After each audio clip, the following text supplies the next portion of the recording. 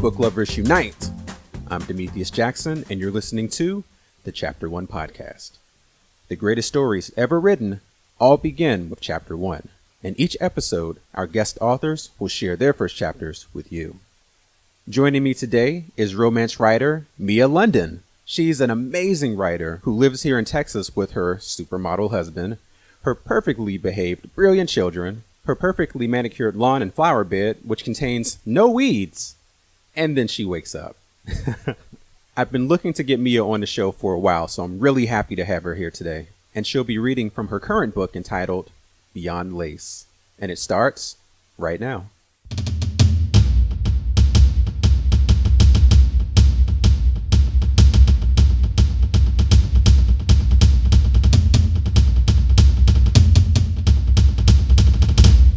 Blake Strickland shoved his tablet and printouts into his computer bag and grabbed the last of the coffee before heading out the door.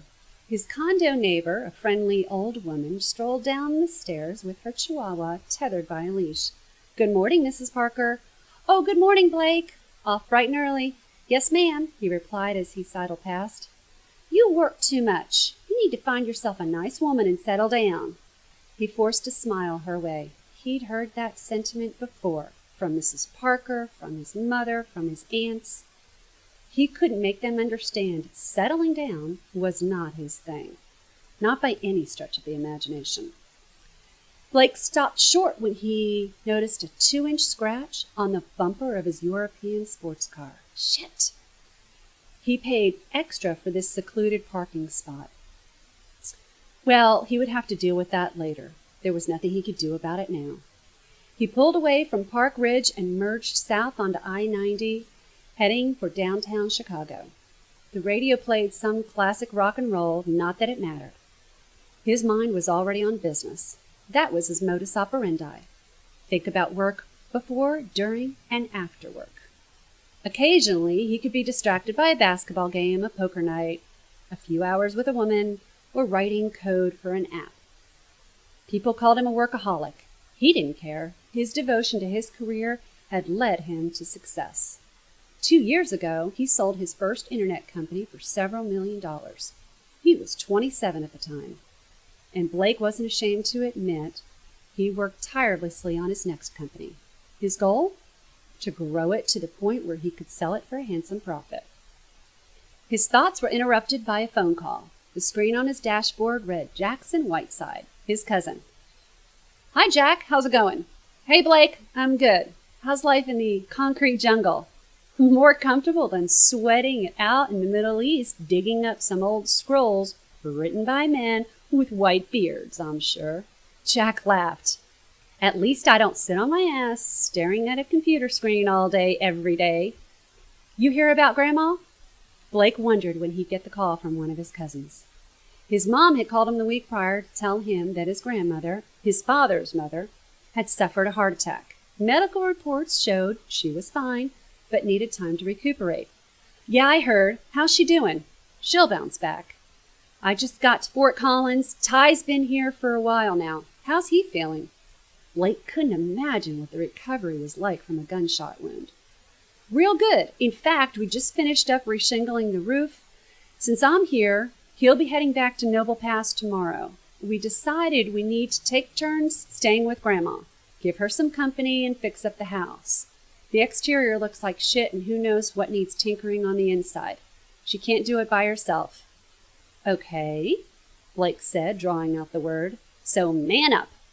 I'll be here through July, and Knox said he can come after football camp in August. That means you're on deck in September." Why the hell did he need to go to Fort Collins? "I thought Maya looked after her." "I'm not discussing Maya." Jack's voice hardened. "Touchy much?" "Rosie's our blood, our responsibility." "You're right. That's why I'm calling now. Give you time to plan, Mr. Bigwig." Whatever. All his cousins were successful in their own right. They were good men. And Blake's only regret about them was that they didn't live closer to each other. Since he didn't have any siblings, his cousins were like brothers to him. "So can you make it?" He exhaled. "Yeah, I can make it." But it was the last place on God's green earth he wanted to be. And leave the monkey suits at home. You'll need real work clothes. This place needs some TLC. Shit. Jack chuckled over the phone. He loved to antagonize him. Hang in there, big man. I'll see you when you get here. The line disconnected. Blake stared at the road ahead. Well, that's just great. Going back to Fort Collins wasn't his idea of fun. He loved his grandmother. That wasn't the issue. He'd do anything for her. What he didn't want was to run into Charlotte Brookfield. Charlie. It had been 8 years since he last saw her. What a fucking fiasco. He cranked the fan on the car's air conditioner. There was a bright side. He heard Charlie move back to Lacey after graduation. Her entire family lived in Lacey. Chances were good that he could get in and get out without so much as hearing her name. He nodded to no one. Yep. Get in, get out. The summer flew by.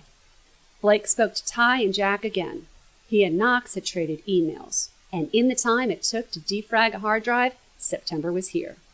He felt a knot in his stomach all morning as he heaved some more t-shirts and toiletries into his duffel bag. Next, he fished out his climbing gear, gloves, slippers, and canteen from the back of his closet. His flight to Denver would depart at noon. His friend Damon would drive him to O'Hare. He zipped his bag and dropped it at the front door. He checked his laptop case. Tablet, computer, charger, mouse, files, phone charger, pens, and highlighters. He sucked in a deep breath. Why was he so jacked up? He shouldn't give one shit about going to Fort Collins. His grandmother needed him, so there was no question he would go. So why the hell did Charlie invade his thoughts now more than ever? Over the past few years, she'd pop into his head now and again, nothing serious. Flashbacks of holding her close after sex, her smell intoxicating. Random women would cross his path and remind him of Charlie. The way a svelte brunette sashayed her hips. A woman at a deli who ordered turkey and cheese sandwich with sliced gherkins inside. Or the sweet, citrusy smell of a woman's fragrance. And when she'd occupy his dreams, he'd wake up hard with her on his mind. Nothing really noteworthy. He was so fucking over her, it wasn't even funny. A knock came at the door. Damon. No turning back now.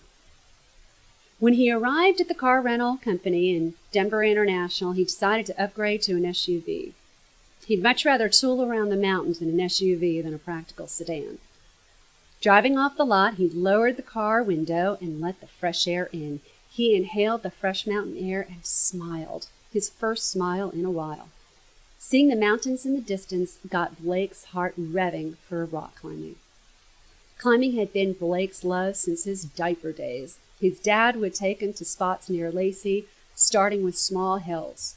As he grew, he and his dad would conquer bigger hills and boulders, working their way up to climbing the mountains. By his teen years, Blake would venture out on his own, and life was good. Not much rock climbing in Illinois, he grimaced. After an hour on the road, he pulled into the drive at Rosie's house. Jack hadn't lied. The place needed some repairs. Bushes were overgrown, window screens had tears, and flower beds were filled with weeds. Blake, his grandmother called from the front porch. How are you? I've missed you. Blake dropped his duffel bag and swung his arms around his 5'1" little dynamo of a grandmother and lifted her off her feet. Hi, Grandma, he kissed her cheek. How are you feeling? I've missed you too. She patted his cheek as he set her down. My, how handsome you are. Then she flapped her hand at him. Come, get your things. Let's go inside. I want to hear everything. Blake hid his smile. He had nothing to tell.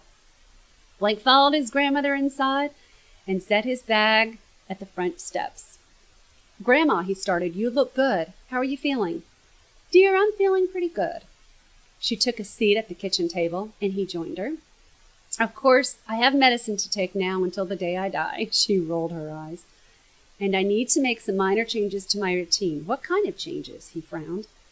Well, I need to cut out a lot of red meat and eat more fish. I have supplements to take, and my doctor wants me to walk several times a week. Grandma, you've always been pretty active. Plus, you was fun and feisty and always saw the good in everybody. She smiled. Yes, but Even I've slowed down these past few years. He nodded. I also need to eat less salt and sugar. Not having salt isn't so bad, but you know how I love my desserts, she grinned. Yes, I do. Blake recalled times when she'd give him and his cousins popsicles during the summer. They'd eat them outside, and Grandma always had at least one, too. She reached forward and stroked the back of his hand. You know, sweetie, I don't mind the changes. Life has been good to me. If I can get a few more years, that's all I can ask. Your grandfather will have to wait, she chuckled at her own joke. He smiled, thankful she had survived the heart attack and could sit there with him now, laughing and joking. So you have turned into an exceptional businessman, Blake. I am so proud of you. How is your company? Her eyes twinkled. It's good. The business is growing. I'd like to get it to the point where I could sell it like last time. We'll see. He lifted a shoulder. Is it okay for you to be away this long? Sure, I brought my computer bag. I can work from here. He would never tell her how hard it was to leave. Terrific. I'll bet you're excited to see your old friends again. You don't have to be here with me the whole time, you know. I want you to make plans. Go out and have some fun, okay? I will, Grandma. Seeing friends from college, yes, that would be a good thing. He was anxious to do some rock climbing, too. Those were the things he'd focus on, because just being back in Colorado set his nerves on edge. His skin prickled thinking about his old girlfriend and knowing how close in proximity they were. Charlie had been the love of his life, his one and only love. They'd met their senior year in Colorado State, and the chemistry had been instantaneous. That quickly grew to love. He envisioned a future with her. Then she cheated and brought everything to a screeching halt. Yep, get in, get out. Get in, get out. To all my book lovers out there, do yourself a favor and check out Half Price Books. With more than 120 stores across the country, Half Price Books is America's largest family-owned bookstore. At any of their locations, you can buy and sell new and used books, music, movies, games, electronic devices, even collectibles. And Half Price Books has been dedicated to literacy and environmental initiatives since 1972. They give back to the community by supporting hundreds of worthy projects, including this one, and have been the leading drive behind programs like the Million Books Donation Project and the Half Pint Library Book Drive. Find a Half Price Books location near you by checking out their website at www.hpb.com. There are a lot of talented individuals out there, including you, so why not share your talent with the world? Well, you can with Sunfire Talent. Sunfire Talent is an internet-based talent agency focused on generating mass exposure for everyday people with amazing skills. The company's mission is to help talented people with limited resources showcase their abilities and be discovered on a global stage. Check out featured artists and be featured yourself if you have the skills on sunfiretalent.com. That's sunfiretalent.com. So joining me today is a fantastic author who I'm so happy to finally get on the show, Mia London. How's it going? Awesome. Thanks, AJ. Great. Thank you so much for joining me today. I don't know if I've ever met an author as passionate about romance as you are. So you write these amazing characters and these dynamic stories, and I'm just curious, how did this all even begin for you? Oh, wow. Excellent question, because it actually came about because of reading. I have been a huge fan of reading romance. I always don't get that opportunity because life gets in the way. Sure. But what happened is I would find myself sort of taking on the characters and going in different directions in my mind, even after the book was finished. So I would play out the scene or the dialogue or whatever. And finally, I decided, you know what? I should write some of this down.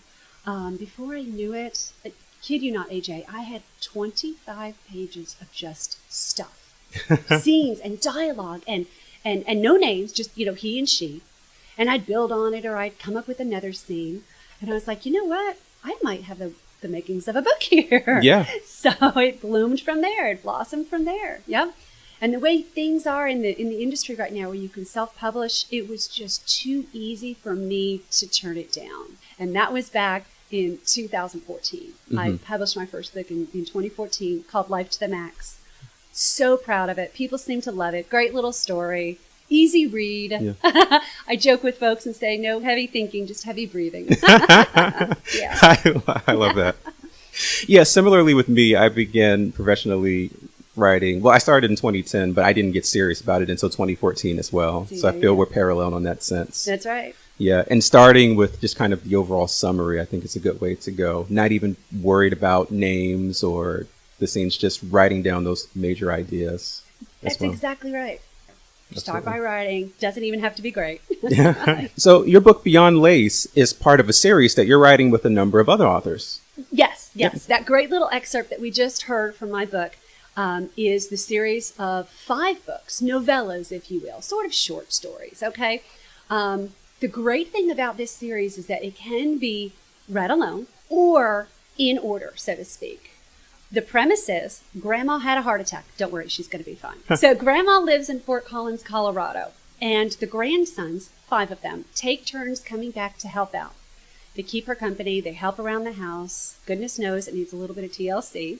So it's this chronology of each grandson coming to help out and what happened. 5 different grandsons, different dynamics, different attitudes. Therefore, they're attracted to different types of women, their different careers. It's all so very fascinating. But as a reader, you're going to be intrigued because you'll see your characters pop up in the other books. Oh. And you're like, oh, yeah, it's Jack and Maya, or it's Ty. And that's such a cool experience for a reader, being able to develop relationships with these characters and then experience them as a surprise in another book. Yes. And then you also have to consider that since these books are being written by different authors, there are different writing styles, different perspectives, so you really are getting a full experience. Truly, truly. That's amazing. How did this idea even come about? Was this something that you all planned, or were you all just hanging out one day and said it'd be great if we all write together? The interesting thing is, this is not the first time these authors have gotten together. Actually, the players have sort of changed. Some folks couldn't participate and life got in the way or other deadlines. So I was actually one of the last authors to join the group. We affectionately call each other Chick Swagger. So they had done a series that took place, I want to say, in Noble Pass, Colorado. And that was last year's series. So the premise, the idea, all of that was actually already in place.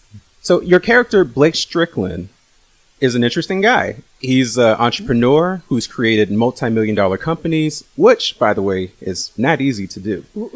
Yet for him, it actually seems harder confronting his past love and his unresolved feelings. Well, and we can definitely get a feel that he's got this chip on his shoulder. His career is in order, incredibly successful, and yet his emotional personal life is lacking. You describe yourself as being devoted to happily ever after. Yes. Yet Beyond Lace seems to be dealing with aspects of heartbreak. So why did you choose to go in that direction with the story? Okay, well, just for your readers to know, it does have a happily ever after. Ooh. Now, everybody else is going to have to learn that the hard way. No, but I do start off right away with sort of the heartbreak, and it comes to the surface. You know, what happened that tore this couple apart 8 years ago? Where do they stand now? Were they able to deal with this? I mean, we sort of already get the impression that Blake hasn't dealt with it at all. Well, you know, memories are so timeless. Even if something happened decades ago, it still feels as if it occurred just yesterday. Absolutely can, especially if it was so emotionally impactful. I mean, it's also an interesting perspective when you think you've gotten over something, but then you're subtly reminded, and then those emotions just come crashing back and you have to relive it over again and deal with it. Especially if you kidded yourself thinking, oh yeah, I'm so over that. Yeah. Earlier this year, I started writing a short romantic comedy, and I discovered that it was not as easy as I thought it was going to be. Because with fantasy, I'm dealing with magic and warlords and these intricate histories. So I was thinking that romance would just be way easier, and I just discovered that it was the complete opposite. because you have to deal with emotions. Yes. I'm not prepared for that. Yes. So what advice do you have for us would-be romance writers? Oh, man. Good question. There are so many folks drawn to writing, and the document sort of never leaves their hard drive. And that's a shame. They're really good works of art, and they just sit there sort of collecting dust, virtual dust, right? So my recommendation, my advice to anybody who wants to try writing is continue to write. Even if you feel like it's crap, keep going. Edit later. Put it down. Even if, let's say, something moves you and it maybe isn't even pertinent to your current work in progress. Maybe you have a separate document for stuff like that. Oh, I need to write this scene. This is so awesome. That's my greatest recommendation now. Keep writing. Don't be discouraged. And the final piece is it does not need to be perfect. Hello? I've got a few examples in my mind right now of New York Times best-selling, soon to be a movie, kind of works that maybe weren't literary works of art, but were entertaining and it pulled us in and we liked the characters. All of those things you have to give credence to when deciding, oh, am I going to release this book? It's not just, oh, my diction is proper and my commas are in the right place.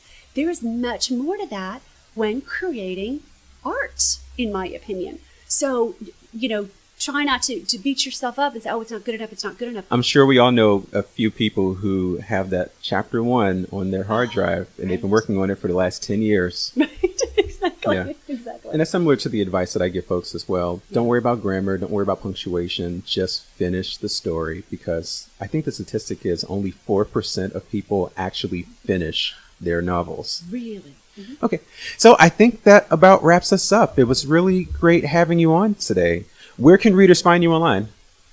So go to mialondon.com.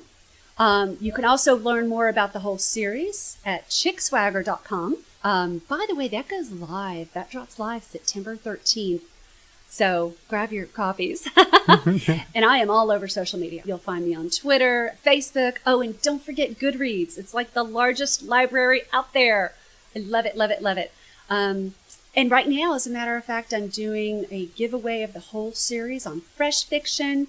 So you guys get registered to win. But it has been so great talking with you. So thanks for having me, AJ. And with that, we'll wrap up another episode.